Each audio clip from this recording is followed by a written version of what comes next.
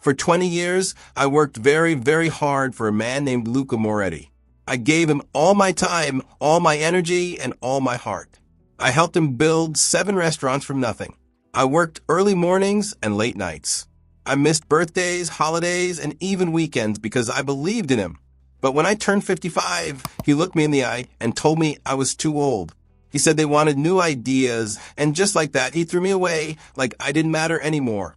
I thought my life was over, but I was wrong. Before we start today's story, comment below where you're watching from and hit subscribe if you haven't already. You won't want to miss what's next. A few weeks later, I went to a bank because I needed to check something. I was scared and tired and didn't know what to do next. And that's when I found a little savings account my parents had made for me when I was just a kid. Inside was money, not a huge fortune, but enough to change my life. But the real surprise wasn't just the money. It was the secret behind it. It showed me that my parents, who had passed away years ago, had been planning to take care of me all along. My name is Calvin Merrick. Until 3 months ago, I was the operations manager for Moretti Restaurant Group, a group of Italian restaurants in Ohio. I helped build those restaurants from one small place to 7 big ones. I knew every worker, every customer, every recipe, and every problem.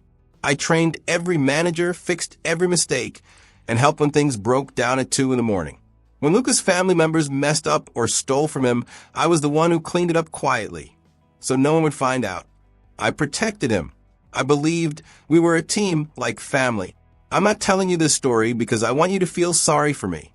I'm telling it because sometimes life knocks you down so hard you think you'll never get up again, and then something amazing happens. You discover that people who loved you long ago, like your parents, left you a gift to help you stand again. This story isn't just about money. It's about love, loyalty, and the kind of wisdom that doesn't come from fancy schools or big paychecks. It's about how my mom and dad, who worked hard all their lives, understood something important about value, something even a rich man like Luca didn't understand. My dad's name was Eugene. He died in 2010. He worked at a Ford car factory in Brook Park for 43 years. He never missed a day of work. He never complained. He just showed up and did his best every single day. My mom's name was Dorothy. She passed away 5 years after my dad. She worked at a company called Lincoln Electric, building small parts for machines. Even when she was old, her hands were still quick and gentle. My parents never had much money. They lived in the same small house they bought in 1978. They drove old cars. They cut their own grass and shoveled their own snow. They saved every penny they could. They used coupons. They fixed things instead of buying new ones. But while they were living simply, they were also doing something amazing, something that I didn't understand until just a few months ago. Before I tell you what that was, I need to explain how I ended up losing everything I thought I had built. Let me tell you what it feels like to give your whole life to someone else's dream, and then be told you're too old to be useful. Let me tell you how I went to a bank with nothing but worry in my heart and walked out with hope again. And let me tell you how my parents, who never had more than $5,000 in their checking account, managed to know something about Warren Buffett, one of the smartest investors ever, that would one day save me. This story is for everyone who has ever worked hard and been told they don't matter anymore. It's for everyone who has been loyal and still got left behind. And it's for everyone who has ever thought their parents were just regular people, when really they were geniuses in their own quiet way. So let's go back 3 months to that morning in the big office with the dark wooden walls. That's where Luca Moretti, the man who used to call me my American son, told me that I was finished. His real son, Dante, was sitting beside him. Dante was 28 years old, young and clean-cut. He had soft hands that had never scrubbed a grill or fixed a freezer at midnight. He had fancy ideas and business school words, but he didn't know what hard work really felt like. He sat there talking about new directions and fresh ideas while I stared at a photo on Luca's desk. It was a picture from years ago, our first restaurant opening. In that photo, Luca and I were both laughing, covered in flour, after surviving a crazy lunch rush. We were proud. We were happy. We were partners. Looking at that photo, I realized something. Some things take a long time to show their true worth. Some investments, not the kind you make with money, but the kind you make with love, trust, and hard work, take years to grow. My parents had known that all along. I started working for Luca when I was 35 years old. Back then, he owned just one little Italian restaurant called Nona's Table in downtown Cleveland.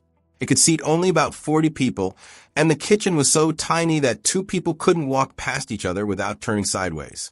But Luca had something special. His grandmother's recipes from Tuscany, Italy, and a big dream. I met him because of my cousin Frank, who delivered vegetables to restaurants. One Sunday, Frank told me there's this Italian guy who needs help. His office is a mess, but his food is amazing. He's got a heart, Calvin. You should talk to him. At that time, I worked in a hardware store as an assistant manager. It was fine, but I wasn't happy. My wife, Lydia, was pregnant with our son, Evan, and I wanted a better future. The first time I walked into Nona's Table, Luca was yelling at someone in Italian on the phone while stirring 3 pots at once. He looked up, pointed a wooden spoon at me, and said, "You the numbers guy Frank sent? Can you start now?" He was funny, wild, and a little bit crazy. He told me he didn't know if he had money in his bank and that someone was waiting for a check. I found his papers all over the place, under piles of bills and invoices. He actually had plenty of money. He just hadn't written anything down properly. By the end of that first day, I cleaned his whole office, talked to the delivery guy, and even helped serve food when a waiter didn't show up. At closing time, Luca gave me a plate of the best lasagna I'd ever tasted and said, "You stay. I will make you an operations manager." Then he laughed and said, "I don't even know what that means. You manage everything that's not cooking." That night, I told Lydia. She smiled and said, "He believes in you, Calvin, and you believe in him. That's something special." And she was right. For 20 years, I helped Luca build his dream. When he wanted to open a second restaurant, I found the location, made the deal, fixed up the building, and still ran the first one. I trained every worker to care about customers, to remember what people liked, and to make them feel special. My son, Evan, used to do his homework in restaurant booths. My daughter, Clara, helped me count bread rolls. Lydia brought the kids every Friday night for dinner.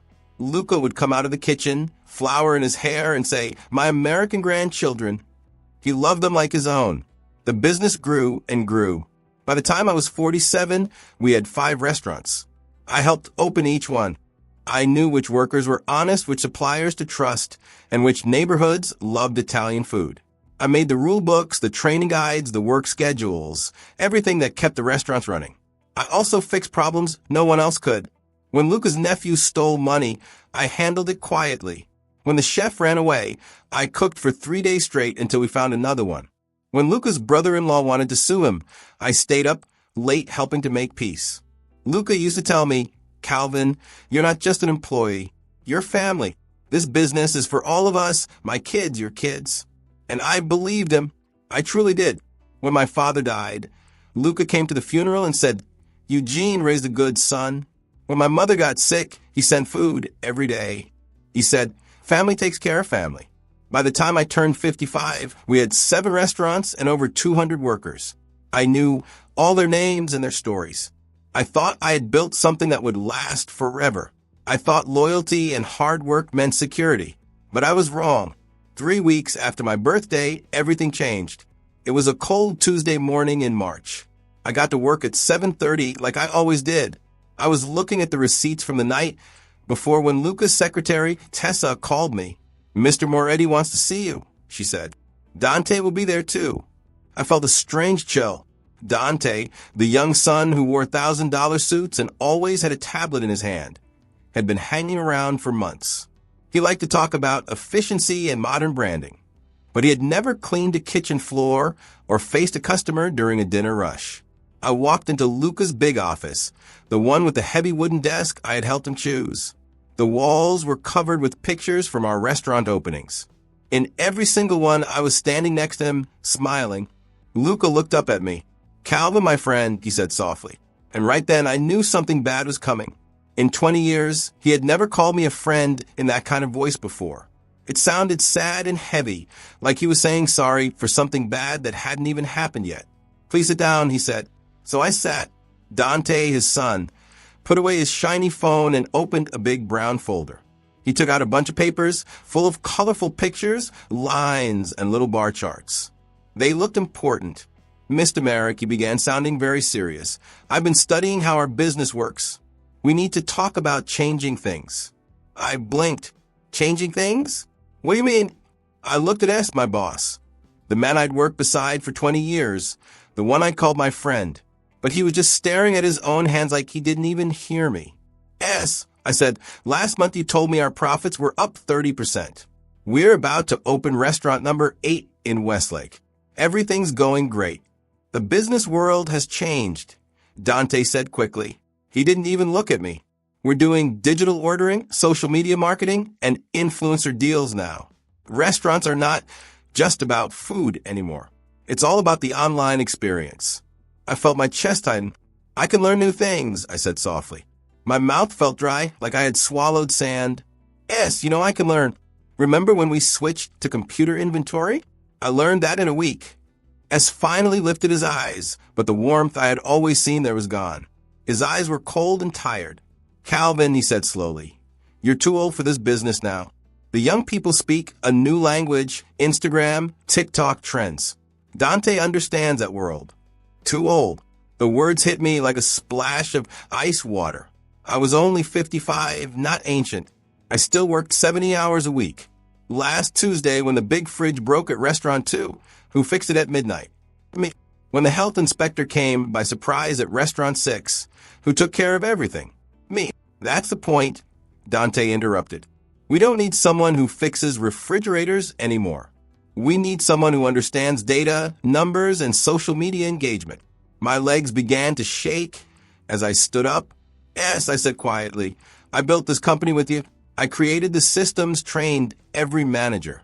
When your own family stole from you, I was the one who protected you. S waved his hand. Don't be dramatic, Calvin. This is business. You knew this day would come. Did I? I asked. My voice cracked. Did I know it when you called me family? When you stood at my father's funeral and said we were building something together? Dante slid a piece of paper toward me. You get 2 weeks of pay for each year you worked. That's 40 weeks. It's generous. I looked at the paper. It said termination agreement. The job I had given my life to was over right now. After 20 years, I wouldn't even get to say goodbye to my team. My hands trembled as I noticed another part of the paper, a non-compete clause. It said I couldn't work at any restaurant within 50 miles for 2 years. You're blocking me from the only job I know how to do, I said quietly. That's standard, Dante said, not even looking up. Sign here and here. I looked at S, the man who once told me I was like a son to him. He just shrugged. I have real sons, Calvin. Business is business. I felt something break inside me. I signed the papers. What choice did I have? 40 weeks of pay sounded like a lot at first, until I thought about my son Evan's college tuition, my daughter Clara's braces, and the house mortgage that still had 15 years left. When I left that office, I had one check and one cardboard box. That box held everything from 20 years of work, some papers, a few pens, and a framed photo of me and the team. As I walked past the front desk, the security guard, Leo, the same man I had hired 3 years earlier, couldn't even look me in the eye. I walked to my car slowly, feeling like the world had turned cold. Through the window, I saw Dante already sitting in my old office chair, feet on my desk, laughing on the phone. That laugh stayed in my head the whole drive home. When I got home at 11 o'clock in the morning, something I hadn't done in 20 years, Lydia, my wife, was folding laundry. She looked up at me, saw my face, and the box in my hands. The basket of towels slipped from her fingers and fell to the floor. He fired you, she whispered. S fired you? I sat beside her and told her everything. The meeting, the charts.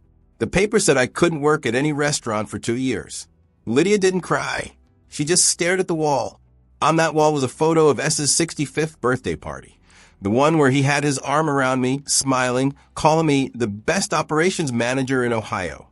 We'll figure it out, she said finally, but her voice was hollow. You'll find something else. For the next 2 weeks, I tried. I sent out dozens of job applications.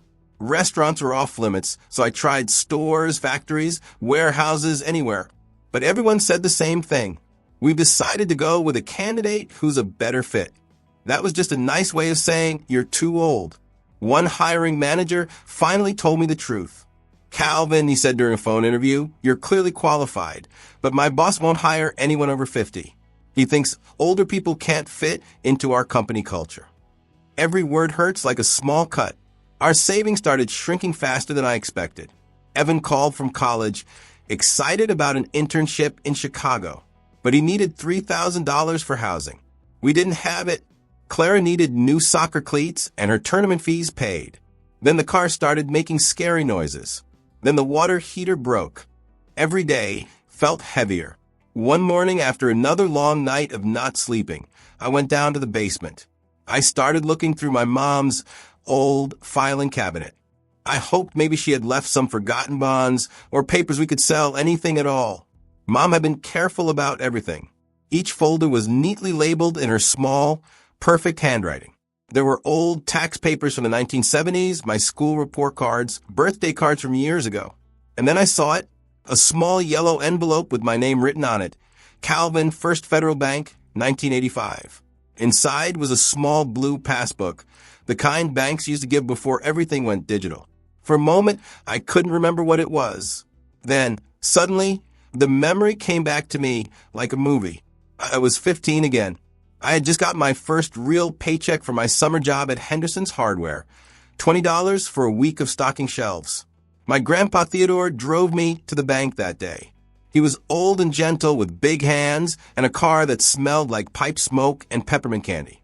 "Every man needs his own money," Grandpa said as he helped me fill out the paper slip.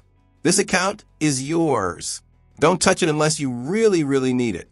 Not for a car, not for a girl, only for a real emergency." I promised him I wouldn't.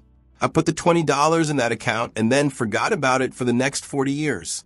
Life happened: college, marriage, kids, and working every day for S's restaurants. Now, holding that little book, I thought maybe it had grown a bit with interest. Maybe it had a few $100s, maybe even 1,000 if I was lucky. That would help buy groceries. The old First Federal Bank wasn't around anymore. It had been bought by other banks, first by Ohio Trust, then by Midwest National in 2010. The old building on Pearl Road had changed too. No more brick and marble, just shiny glass and silver metal. I felt silly walking in with the old passbook. It looked like something from a history museum. The young teller, a woman named Brittany, looked at it with wide eyes. "Wow, this is so old," she said. "I've never seen one like this except in training pictures." "I know," I said, a little embarrassed. "The account probably doesn't exist anymore." "Oh no, these old accounts are still real," she said. "They just need special help. Let me get my manager. She loves old stuff like this." A few minutes later, her manager came out, a woman named Patricia Holstead. She looked professional and kind, maybe in her 40s. She smiled warmly. "Mr. Merrick, this is fascinating. These old First Federal accounts are rare. Let's look it up together."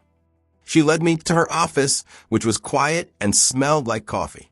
She typed my account number carefully into her computer, 0048719885. The screen looked old, green letters on a black background.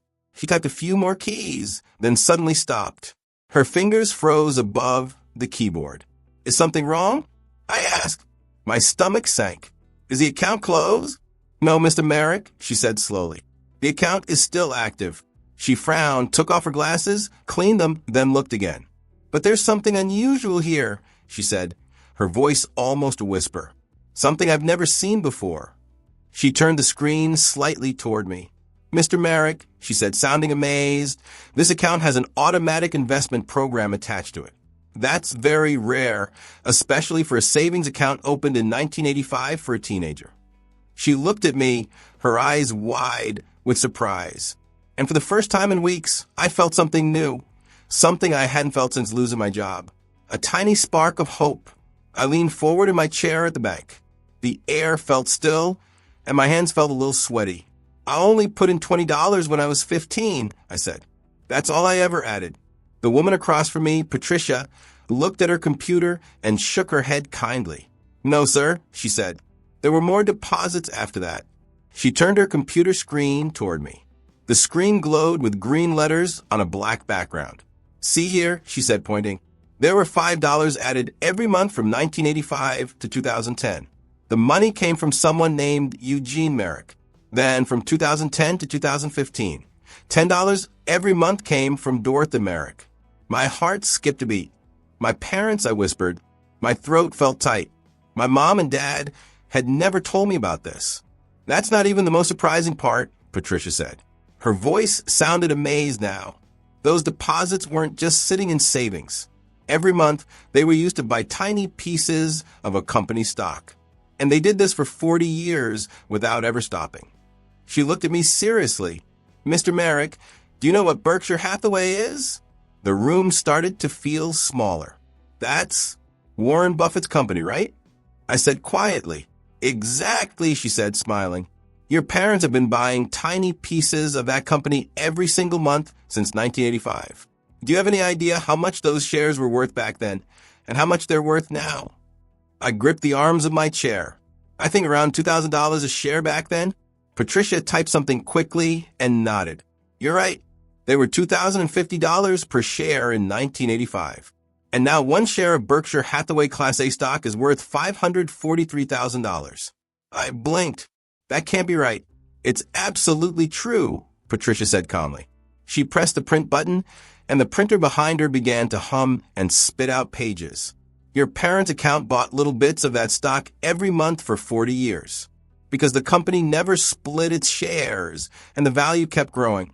All of those little pieces turned into something very big. She pulled the printed pages and spread them out across her desk. Mr. Merrick, she said gently, your account balance is $3,742,816.34. I stared at the number. It didn't look real. None of this did. There's been a mistake, I said softly. My parents worked in factories. My dad built car parts. My mom put together circuit boards. They clipped coupons and shopped at discount stores. Patricia looked at me kindly. The Social Security numbers match, she said. This money definitely came from your parents. But there's something else. She opened a small drawer. There's a sealed letter in our vault attached to this account. It says to open it only when the account owner comes in person. Would you like me to get it? I nodded, unable to speak. Patricia left for a moment and then came back carrying a yellowed envelope. My name was written on it in my mother's careful cursive handwriting. Inside, I found a letter dated June 15, 1985. At the bottom was another smaller note written later in 2010 in my father's shaky handwriting. The first part, written by my mom, said, Dear Calvin, if you're reading this, it means life has been hard for you. We made this account so you could only reach it when you truly needed help. Not for a car or a vacation, but for when life really knocks you down. Your father's cousin, Raymond, works at a bank in Omaha. He told us about a man named Warren Buffett. Raymond said, this Buffett fellow buys companies and keeps them forever. He believes in patience, not flash. We don't understand everything about the stock market, but we understand this. Good things grow slowly, like trees children love and money that's used wisely. Every $5 we saved came from giving something up, one less lunch out, walking instead of driving when gas was expensive, fixing things instead of buying new ones. We did it because we know the world can be cruel sometimes. We know that good, hardworking people can be pushed aside. If that ever happens to you, remember, your worth isn't what others think. You are our greatest investment. Love, Mom. Then I looked at the bottom. My dad's note, written 25 years later, said, Still adding money every month, son. Buffett was right about patience. Your mom wants to tell you about this, but I said no. You don't need it yet. You're doing great with S. If you ever do need it, remember, we always knew you were worth more than anyone could ever pay you. Loved, that 2010 inch. Patricia handed me a tissue. I hadn't realized I was crying until I saw the tears dripping onto the paper. Mr. Merrick, she said softly, your parents never sold a single share. They bought through every good year and every bad one. 40 years of $5 and $10 deposits. They lived so simply, I whispered. They could have used that money for themselves. Maybe they thought you were the best investment, Patricia said gently. I sat in my car outside the bank for nearly an hour, holding the letter in my hands. I read it again and again. My parents, who never took a big vacation, who celebrated every anniversary at the same small steakhouse, who wore the same clothes year after year, had been secretly building me a fortune, $5 or $10 at a time. The funny thing was my old boss, Luca Bianchi, who always bragged about being rich, who drove a Mercedes and wore a gold Rolex, had fired me because he said I wasn't worth much anymore. But my parents, who drove old cars and wore simple watches, had believed in me all along. They proved that true value isn't about showing off. It's about growing slowly, quietly, and with love. When I got home, I told my wife Lydia everything. She fell to her knees in the kitchen and cried, not from sadness, but from relief and amazement. Our son, Evan, drove home from college that night. Our daughter, Clara, kept asking, "Is this really real?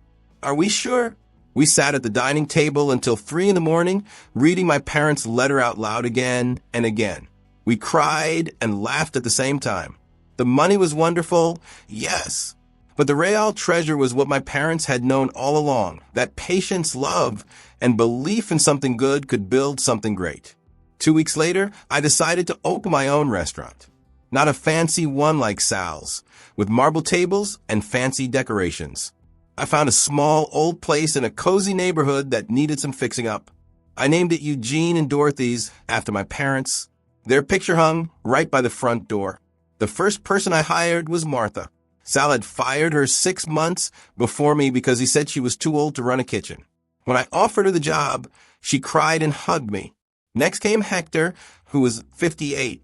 Sal's son, Dante, had replaced him with someone younger who knew more about Instagram. Then came Louise, 67, who had been let go from another restaurant for being too slow with technology. But Louise remembered every customer's name and what they liked to eat within a week. We opened quietly, no big ads, no social media buzz. Just good food made with care, fair prices, and kind people. Martha's pasta tasted like poetry. Hector kept the kitchen running perfectly, always fixing little problems before anyone noticed. Louise made everyone feel like family. Soon people started talking about us the old-fashioned way, one person telling another. Families came, then came back, then brought friends. Within 3 months, there was a 45-minute wait on Friday nights. 6 months later, Dante Bianchi showed up. He stood in the doorway, looking smaller than I remembered. His digital restaurant revolution had failed. 3 of their 7 restaurants had closed, and the rest were struggling. "My father wants to know if you consider coming back," he said loudly, trying to talk over the happy noise of my full restaurant. "He's willing to discuss terms." I looked around my place. Martha was teaching a young cook named David how to season sauce the right way. Hector was fixing a wobbly chair while chatting in Spanish with a customer. Louise was bringing out a surprise birthday cake for Mr. Patterson, our regular guest who always ate alone on Thursdays. "Tell Sal thanks," I said, smiling, "but I'm too old for his kind of business. I'm exactly the right age for mine." Dante left without ordering. Later, I heard that 2 more of their restaurants closed. Sal retired to Florida, and his empire was down to just one small family place. Meanwhile, Eugene and Dorothy's thrived. We weren't an empire. We were just one happy restaurant that did things right. My parents would have loved it not because of the success, but because of what it stood for. We believed in people, especially those others overlooked. We valued wisdom, patience, and loyalty, the things that grow better with time. The $3 million? Most of it is still invested, still growing. Because my parents taught me the most important lesson of all. Being rich isn't about what you can buy. It's about what you can build. It's about what you can pass on. It's about what you can become when someone believes in you. Sometimes the greatest treasure isn't finding money you didn't know about. It's realizing that someone loved you enough to plant trees whose shade they'd never sit under. Trusting that someday, when you needed it most, you'd understand that your true worth was always there, quietly growing, waiting for the perfect moment to bloom. If this story moved you, please subscribe for more kind and powerful stories. Watch our next video for another unforgettable journey. And share this story with someone who needs it today.